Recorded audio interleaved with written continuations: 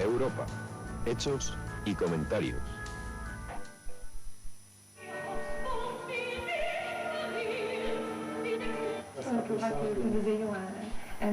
Gevolgen hebben voor de Nederlandse economie. Esta operación ha sido calificada por el líder iraquí Saddam Hussein como provocación. Would have emptied the water out first. Oh no, I don't trust this strange water. Prepensionamenti e cassa integrazione straordinaria. Wit te zijn, weten ze ook, hebben ze enige invullingsvermogen.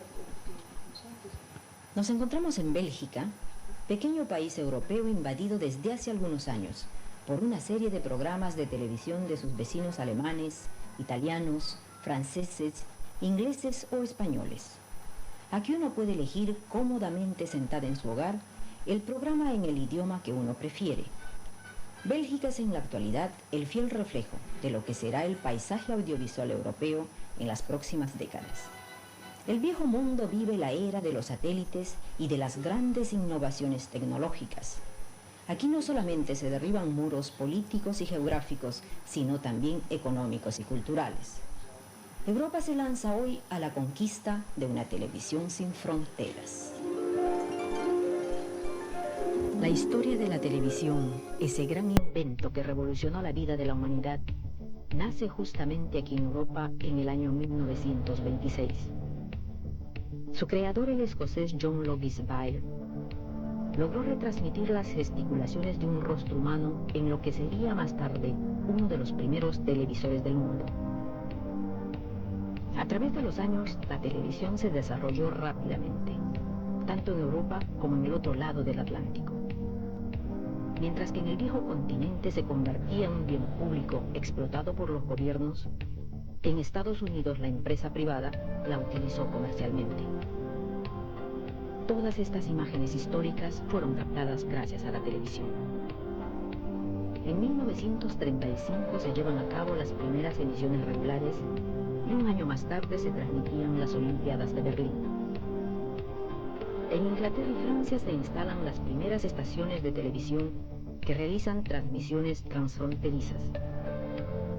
La Segunda Guerra Mundial paralizó muchos proyectos y esta época se caracterizó por el predominio de la información como preocupación primordial y constante. En la década de los años 50, transmisiones directas de acontecimientos importantes, como la coronación de la reina Isabel de Inglaterra, el matrimonio de la actriz Grace Kelly con el príncipe reinero, marcan el inicio del poder que este medio ostentaría años más tarde. La década del 60 se caracteriza por la aparición de la televisión en color, la consolidación del uso de las grabadoras de video y la invención del primer satélite de comunicación Telstar. Avances tecnológicos que cambiarían radicalmente a la televisión en los años siguientes. En esta época el resto del mundo se une a las grandes potencias en el uso de este invento. La pantalla chica invade todos los hogares. Las transmisiones en directo se hacían cada vez más espectaculares. La visita del presidente Kennedy al muro de Berlín en 1963, el funeral de Winston Churchill en Londres, quedaron grabados hasta nuestros días. Uno de los principales logros de transmisión directa se realizó en 1968, cuando el hombre dio sus primeros pasos en la Luna. Todas estas imágenes paralizaron al mundo. El nacimiento de los satélites en los años 70 marcan nuevas etapas para la pantalla chica. En la actualidad la televisión está presente en más de un centenar de países y forma gran parte de nuestra vida. Es fuente principal de información, entretenimiento y cultura de la sociedad moderna.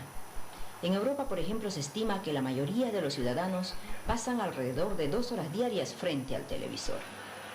Hoy en día se instala progresivamente la estructura técnica del futuro. Un nuevo invento europeo podrá observarse en los próximos años. La televisión de alta definición que dotará básicamente a la pantalla chica de imágenes y sonidos de gran calidad, muy similares a los obtenidos por el cine. Precisamente los Juegos Olímpicos a celebrarse en Barcelona en 1992 serán transmitidos experimentalmente con este nuevo tipo de televisión. La televisión utiliza 3 tipos de difusión a nivel mundial. La tradicional transmisión hertziana, que va cayendo en desuso por inestética y peligrosa. En Bruselas, por ejemplo, como en la mayoría de las ciudades belgas, este tipo de difusión fue reemplazada hace muchos años por la teledistribución por cable. A través de este sistema de cables, las imágenes son transportadas hasta los hogares de manera individual, como el cartero lo hace con la correspondencia. El desarrollo de la tecnología de los satélites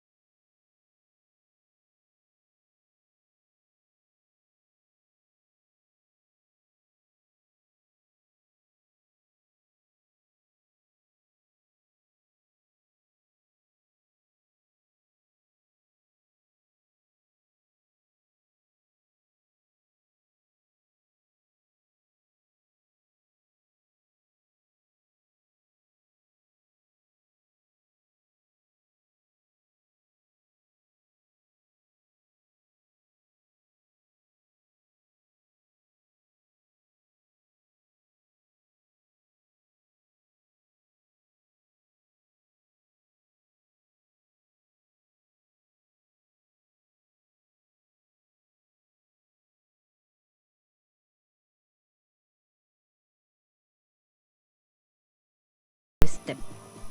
Je dirais qu'Eurostep est une entreprise unique en Europe. Eurostep es una empresa única en Europa que utiliza un canal satélite de televisión para la educación a distancia.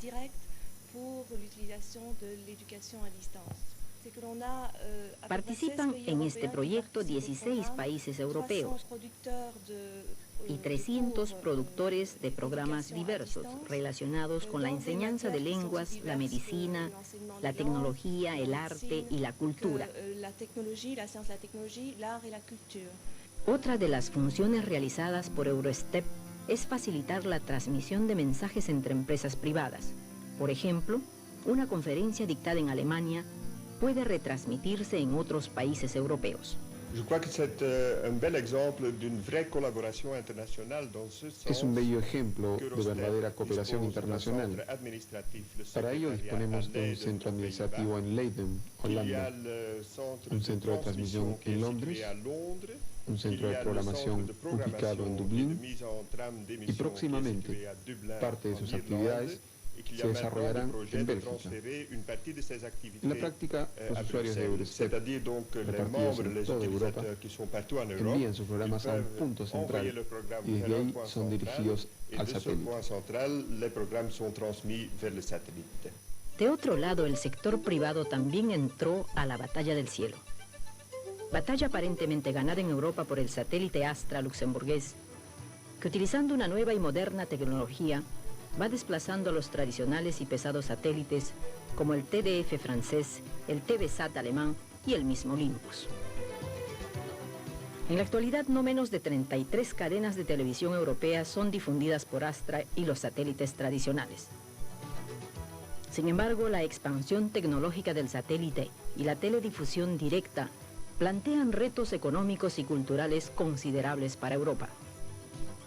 Operativo 24 horas sobre 24, ignorando las fronteras y la diversidad de idiomas, va convirtiendo al público europeo en un gran consumidor de imágenes, al igual que en otras regiones del mundo. ¿Cómo mantener una identidad cultural en estas condiciones? ¿Y qué hacer para llenar el vacío que representa las miles de horas de programas que exige este sistema? Pregunta primordial que hoy se plantea la industria audiovisual europea, rezagada desde hace algunos años frente a la potencia del cine y la televisión estadounidense. De Rambo a Dinastía, de Santa Bárbara a Starsky and Hutch. Tanto el público y los productores europeos no parecen dispuestos a contentarse con este modelo impuesto por Hollywood. ni tampoco aceptar la invasión japonesa de dibujos animados. La solución planteada es a la europea, es decir, se basa en la cooperación transfronteriza entre los países. A nivel comunitario la respuesta se denomina MEDIA. MEDIA es un proyecto lanzado hace 2 años con la finalidad de promover la producción industrial audiovisual de los 12 países de la Comunidad Europea. Estos años han sido una fase experimental del programa MEDIA. Hemos dado los primeros pasos, apoyando proyectos y promoviendo la realización de dibujos animados, la creación de guiones y apoyando los diversos festivales de películas cinematográficas para promover la producción europea. Hemos lanzado también un gran proyecto para los próximos 5 años y estamos esperando su aprobación por el Consejo de Ministros de la Comunidad antes de fines de este año.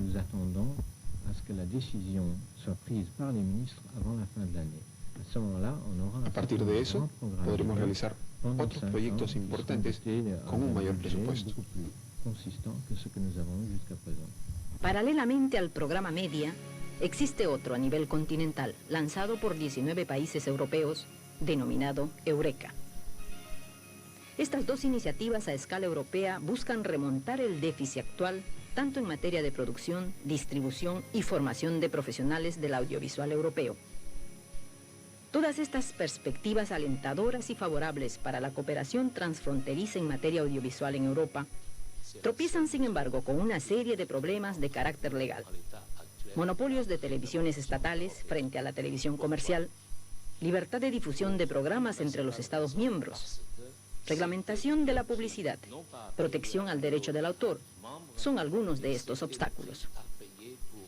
Cada país europeo tiene legislaciones propias para proteger su mercado audiovisual contra la competencia exterior. Legislaciones incompatibles con los objetivos del mercado único sin fronteras que Europa construye para 1992 y contrario a los principios de integración y libre circulación. Para dar respuesta a estos problemas, la Comunidad Europea aprobó una directiva en materia audiovisual que entrará en vigor en el año 1991. Directivas que obligan a los Estados miembros de la comunidad a aceptar la difusión de programas provenientes de otros países en sus territorios. También reglamenta la publicidad, armoniza las legislaciones en materia de protección de la juventud y lucha contra el tabaco y el alcohol. En el plano cultural impone a las estaciones de televisión reservar en un mínimo el 30% de sus programaciones a la producción europea. De esta manera, Europa dio respuestas específicas a los nuevos desafíos tecnológicos y culturales de fines de este siglo, ya sea en el ámbito de los satélites, de la televisión de alta definición o de la industria de programas. En la actualidad no solo está en juego el manejo de su propio mercado, sino igualmente su liderazgo a nivel internacional. Las soluciones más eficaces y de mejor futuro resultan las colectivas y de cooperación transfronterizas. Es a este título que la experiencia europea puede ser trasplantada a otras regiones y, ¿por qué no, a América Latina? On peut faire des choses passionnantes en Amérique latine. Creo que podemos hacer cosas apasionantes con América Latina. Por ejemplo, yo conozco un caso donde la televisión inglesa está filmando una ópera en Manaus, Brasil. Este trabajo está en curso y también existen otros proyectos con diferentes realizadores europeos. De otro lado, en la programación de nuestros países existen series brasileñas y telenovelas de otras regiones latinoamericanas. Creo que actualmente existe ya una corriente de intercambios con América Latina. Lo que tenemos que hacer en el futuro es incentivar más las coproducciones entre los profesionales de esa región para trabajar conjuntamente con profesionales europeos.